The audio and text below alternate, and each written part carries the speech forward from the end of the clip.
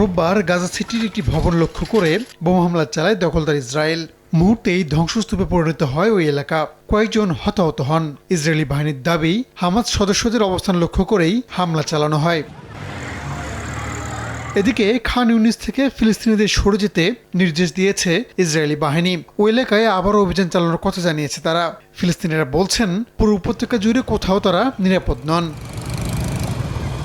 এ অবস্থায় দখলদার ইসরায়েলের সঙ্গে যুদ্ধবিরতি চুক্তি এবং যুদ্ধের পুরোপুরি অবসান চেয়েছেন ফিলিস্তিনের স্বাধীনতাকামী সংগঠন হামাসের রাজনৈতিক শাখার প্রধান ইয়াহিয়া সিনওয়ার।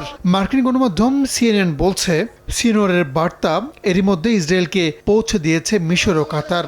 যুদ্ধবিরতি চুক্তিতে রাজি হতে তেল আবিবের প্রতি আহ্বান জানিয়েছে যুক্তরাষ্ট্র। যদিও ইসরায়েলের প্রধানমন্ত্রী বিনিয়ামিন নেতানিয়াহু যুদ্ধবিরতি চান কিনা তা স্পষ্ট নয়।